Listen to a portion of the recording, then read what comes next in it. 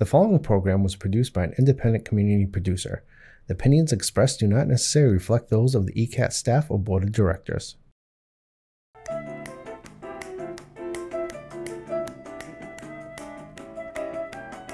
Good afternoon, everyone, and welcome to Topic Time with Harrison Young.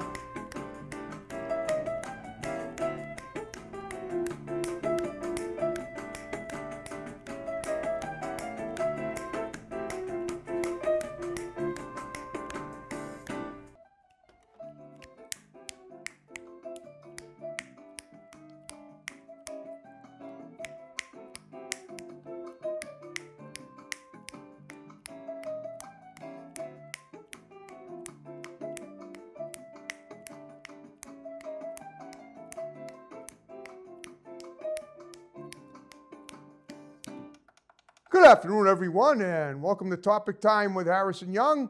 Jack, you got the camera here for me? Okay, all right. We are now almost midway through the month of May. We have a great show tonight. We're going to Columbia, Missouri. We have another comic strip designer, courtesy of Jeffrey Haas. But before we get to him, got to read these incredible underwriters, and then we will commence per usual. So we have Personal Best Karate in Southeastern. We have Lynch's Towing, Auto, Cycle, and Truck Center in Brockton. One number for towing, one number for projects. My pal Lynchy there is always looking for new scrap metal wheels, anything to do with transportation. He handles it all. We have Boombox in Middleborough. We have Comfort Upholstery in East Bridgewater. We have Uplifted Nutrition in Taunton. We have Eli's Auto Repair in Taunton. We have Diesel Plus Unlimited in Whitman. We have One Good Credit in Brockton. We have the Gunrunner LLC in Middleborough, the Second Amendment Freedom Store, well known for customer service, pricing, and selection. We have Easton Fitness in the Village Shops in Northeastern. We have RW Carpet and Flooring in Norton, covering floors for 50 years.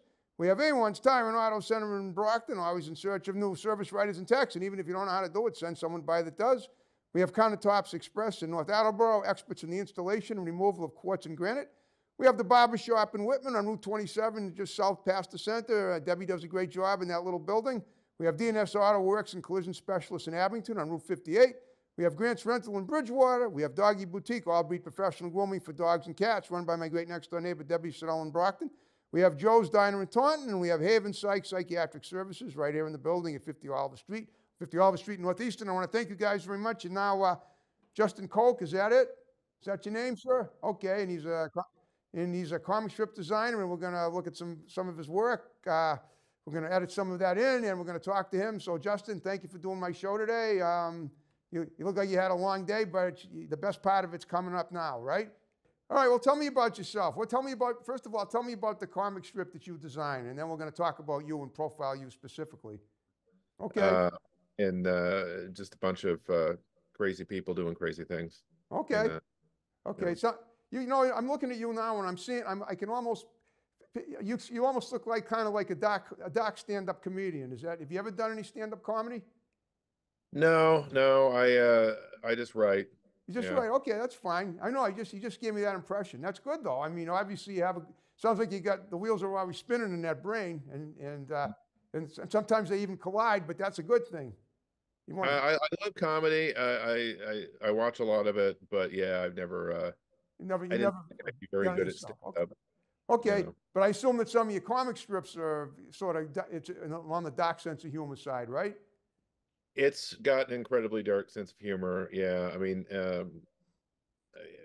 there are parts where, especially, there's a lot of monsters, and basically the way you symbolize monsterness is with, or at least how I'm doing it, is in really, really dark jokes. Okay. So, that's definitely in there. Do you have anyone you emulate, any inspirations, any comic strips that you loved as a kid growing up, or any writers that you loved? I mean, I read. I don't know if I would emulate it, but I kind of obsessively read newspaper comics in the 80s. Okay. It didn't really changed that much, and that's part of the problem. But I was a huge fan of Sandman in the 90s. Okay. There's a lot of comics that are great. I mean, there's so many great writers out there right now. It's hard to list them, but I read a lot of comics, and that helps. Venture Brothers was a cartoon that probably provided a lot of inspiration for SWAT. Okay. All right. So did you grow up in the town you live in now, or in the area? No. Well, I mean, I grew up in Southwest Missouri near Joplin. Okay. might remember it as the place that got nailed by that tornado about 15 years ago. Okay, yeah, I remember that. Wow. Yeah. So that's where I grew up. Then I ended up here for law school and just stayed. Okay, so yeah, are you a lawyer? Do you have a law degree too? Hmm. Okay. I just thought of something. I know obviously it sucked when that tornado hit down, but I'm wondering would something like an awful event like that inspire you to to do something in your comic strip? Well, no, it I was actually, well, no, it really didn't impact me. I'd been gone, from there for 10 years at that point. Okay. So I was actually in Maui for a friend's wedding when that was happening, and Oh, it's really lucky awkward. you. Yeah, Oh, okay. yeah. All of a sudden, I'm about to post a picture of barbecue flavored macadamia nuts, and I realized that I should probably not. Wow. Well, tell me about where did you go to law school? University of Missouri here in Columbia. Okay. And how have I mean, are you a lawyer by trade, or do you just have a law degree that you might have used? I mean, you Yeah, obviously I have have an my own. intention to do that at some point. Yeah, I have my own little law practice. I mostly do bankruptcy stuff. Okay. Uh, Interesting. Occasionally, I get thrown downstairs by psychopaths, or what have you, but mostly it's bankruptcy. Okay. Well, that's a big thing. I mean, especially in a country that seems to be with a lot of businesses going under and foreclosing and stuff. And that is it just businesses, or what about if somebody's house is foreclosed on? Do you handle that as well? Yeah, I mostly do personal bankruptcy stuff, actually. There's not a lot of uh, the business stuff is probably mostly out of St. Louis or Kansas City, and Okay.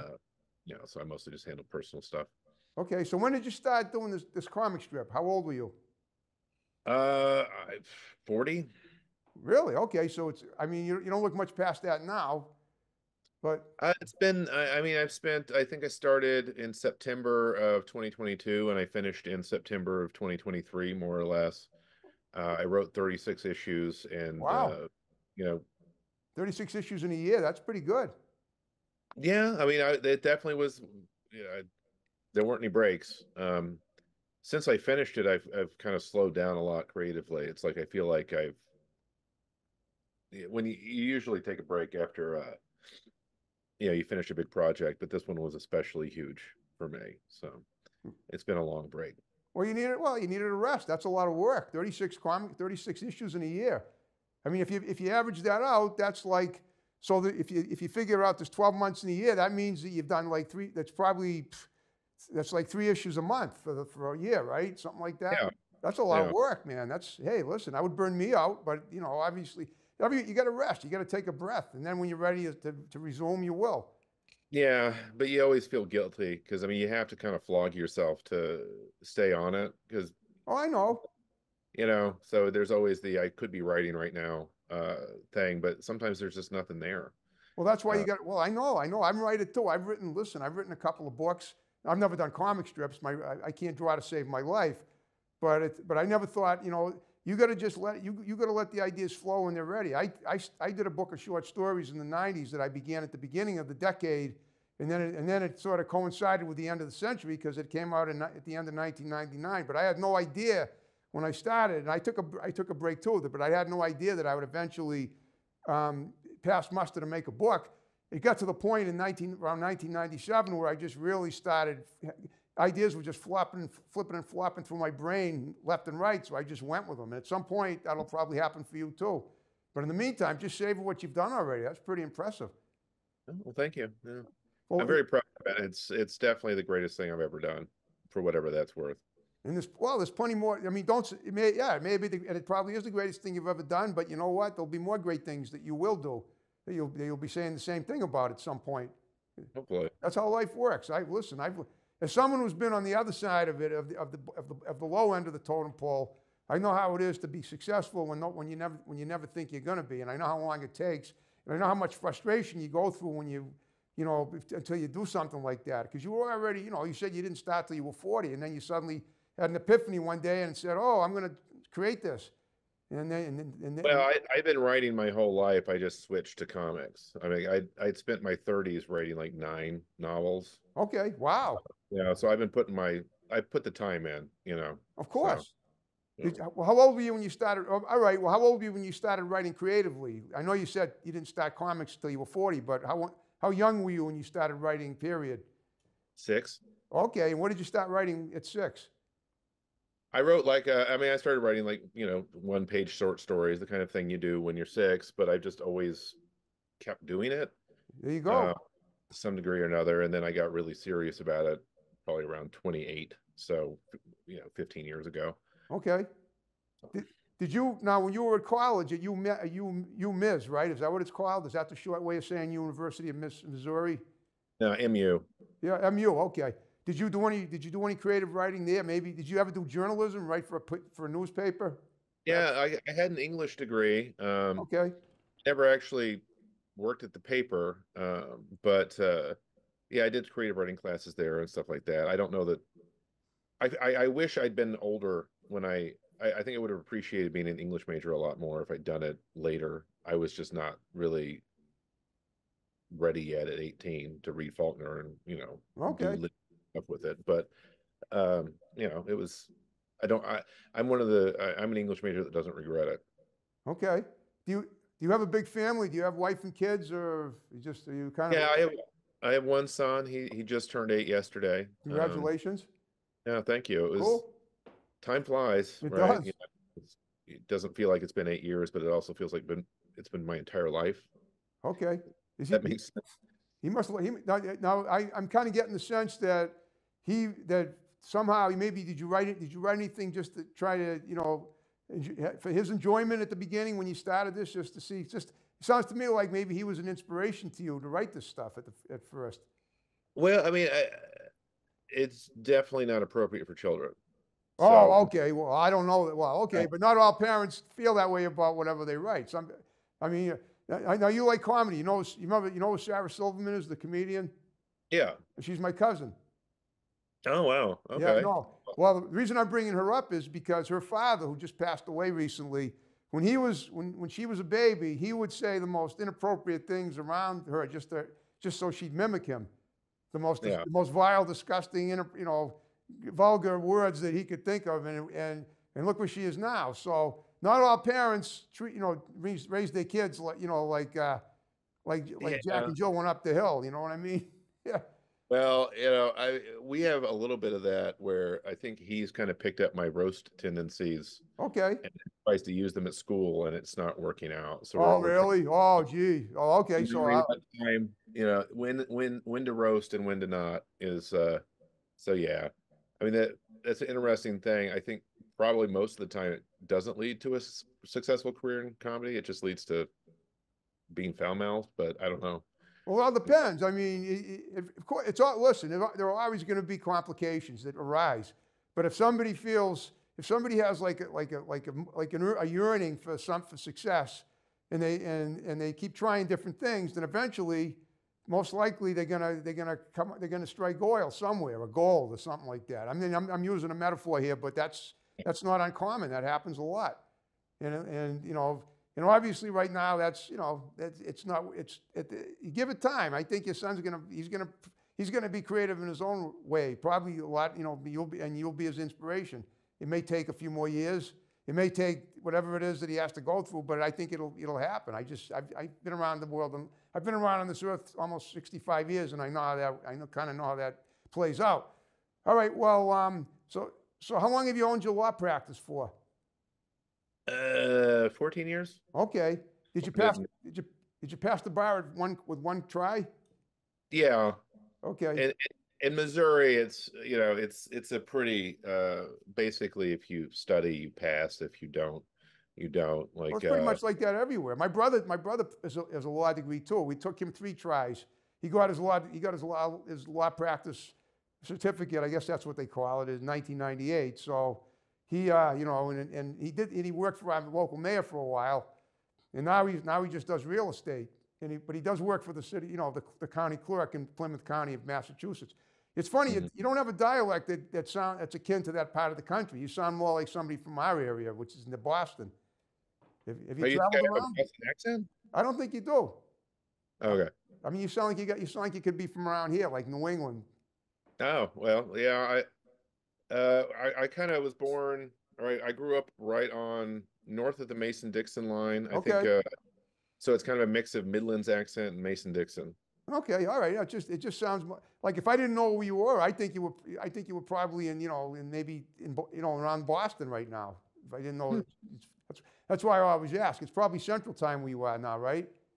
Yeah. Yeah, you're an hour behind us. Okay, all right. So right now you're sort of like you said, you're kind of in limbo with the comic strip, but eventually you think you'll go back to it when you feel when the mood strikes you. Correct? Is that what you think? I have any number of projects I could be working on, Okay.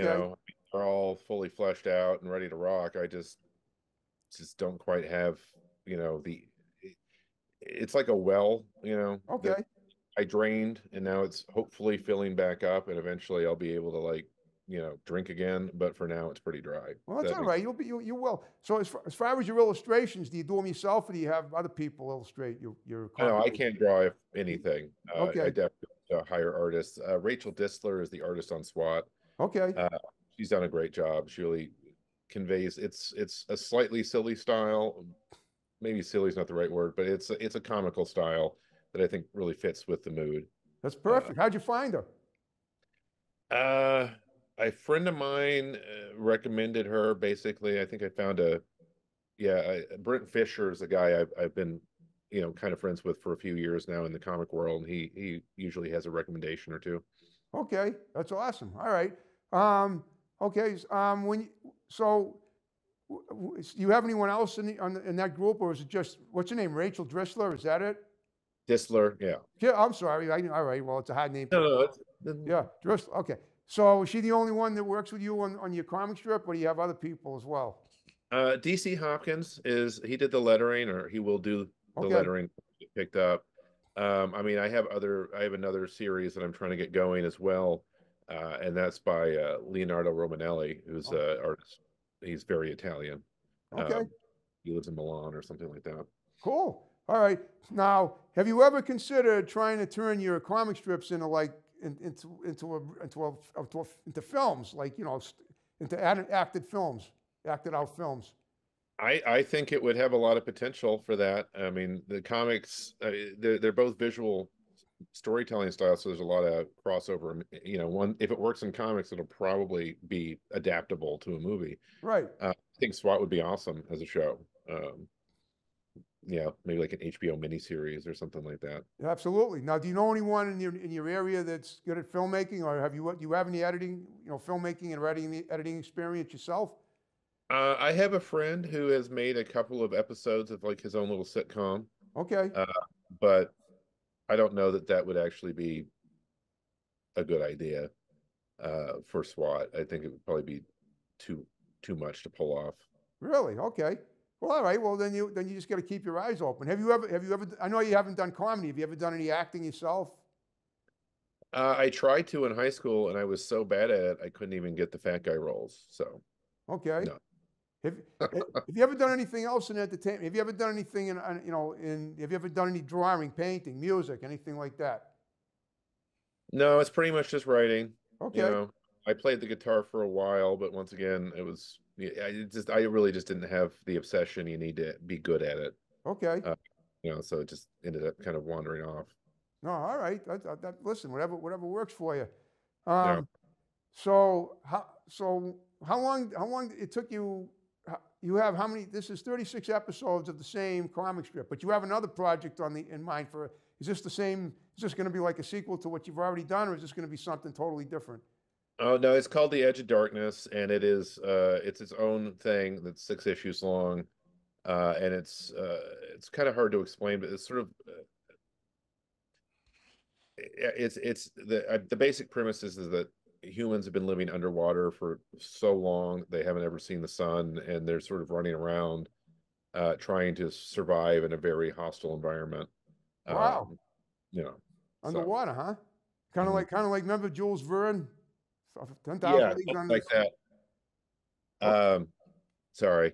no, Yeah. So yeah, no, but basically there they sort of grow like giant squid suits and then they swim around in those suits wow. while they get around. So it's Leonardo the artist has done an amazing job of making it really interesting. Okay. So obviously you got a mind for science fiction. I guess that's part of your, I'm guessing some. Well, tell me a little about those novels you wrote. Well, I mean, it mostly is the novels are mostly in the fantasy or horror areas.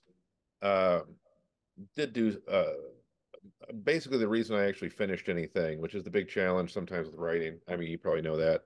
I got on a real serious zombie kick back Oh, when Walking Dead was new, and I started buying zombie books off of Amazon, and they oh, were so bad okay. that I offended, and I was like, I should write one of these just because. Obviously, why am I not published if this is coming out?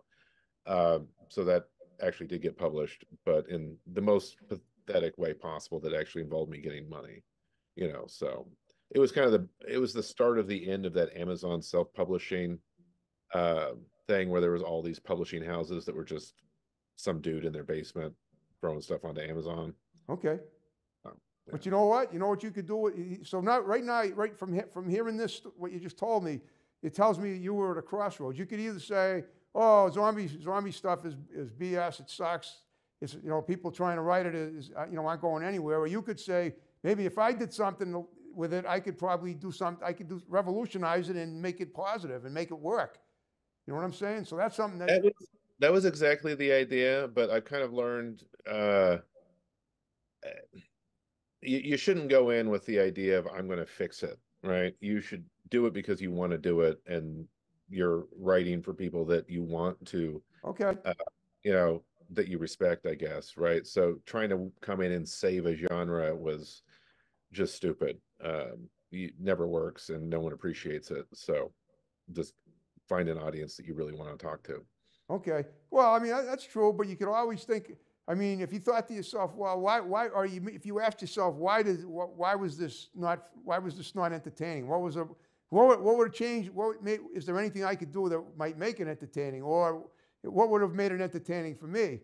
I mean, because, Well, no, it got good enough reviews. I mean, it wasn't that people didn't like it. I don't know. It's uh the bottom tier of the publishing industry is really hard. It's very exploitive and really, okay. You got to pay a lot of money through the nose, basically, to well, self-publish. no, well, I'm sure there's people that would definitely have scammed me if they had the chance, but I'm just saying, these publishers know that there's about 10,000 people behind you that will so like the first place I worked with was Permuted Press, and they wanted have you ever heard of John Dies at the End? I think so. It's a movie that was a book that was based on, it was a book that was published by them, right? Okay. So they got the idea that if we take 90% of the intellectual property rights, we can churn out all this, you know, crap, and Okay. then eventually we'll get a movie deal and we'll get all the money, right? Oh, yeah. And they can get people to agree to that because it's a shot to be published, right? Not really, but you feel like it is, and Yeah. so they're very, it's very exploitive, exploitative. They know there's a ton of writers that they can take advantage of. So Okay. Yeah, I understand people want to take advantage of you. I totally get that. What about the idea now? The book that I published in the 90s was actually published by a guy at a local college in my area who had his own printing press. And he was a short story writer, and he published his own books. And until he did mine, he only did his own. But when he did mine, he realized that he could do it for other people too. I made him some money. And then he started doing it. Then he had a memo on his bulletin board in his office, and he ended up getting like several other people coming in, I believe, and having them do books.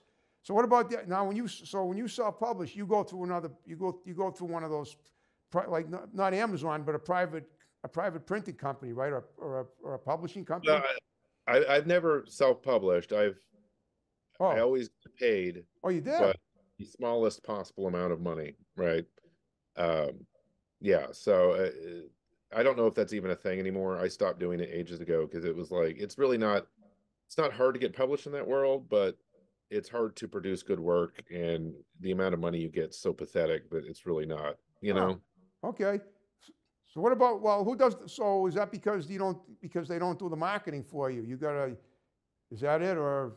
Well, there's that. I mean, I think they probably pay the editor $30 to skim it and find spelling errors, and there's Oh, no real creative feedback, and so it's just it was not anything I really wanted to do. You know, I Okay. didn't feel it was going to lead to anything, you know, in terms of a larger thing, and then it was just sort of degrading and lame. Okay, So well, you just got all right. Well, obviously, if you weeded out the negative stuff and you've gone with the positive, and right now you're kind of like you're on the seesaw and you just gotta bounce up when you're ready, and I think you will. I can tell. Whatever something will motivate you. Something will happen in your life that will motivate you to do whatever it is you want to do next, and you will do it, and you'll shock yourself with positivity when you see how good you've done. yeah, I mean, the writing with comics is that's a big part of why I enjoy it so much is that it's really creatively free. You can do whatever you want, Yeah, and people exactly. love it. And I mean, I'm genuinely excited to work in this area, Yep. and wish I started doing it ages ago. The only reason I didn't is because I was too cheap to hire an artist.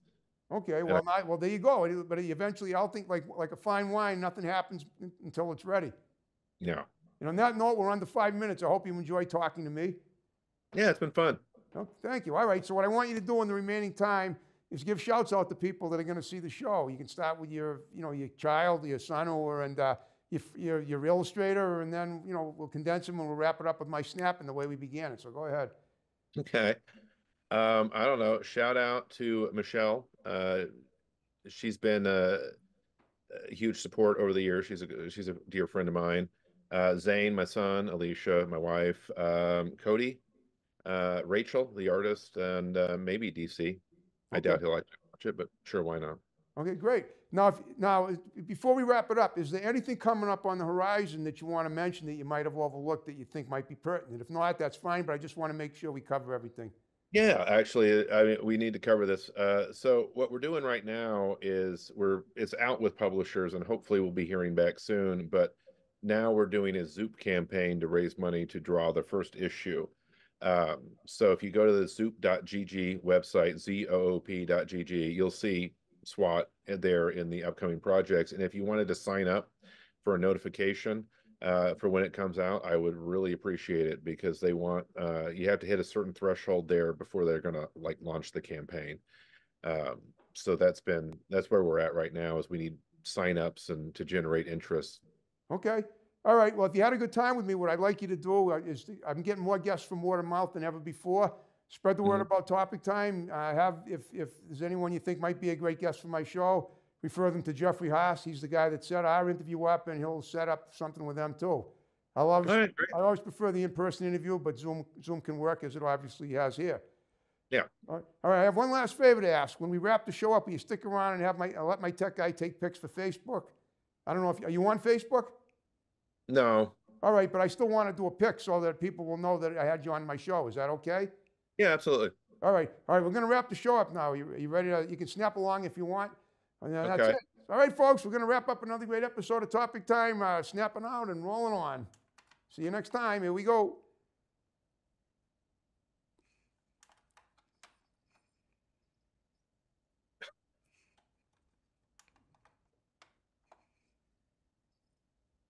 There we go. I can't hear anything. You're doing great. Just follow the leader here.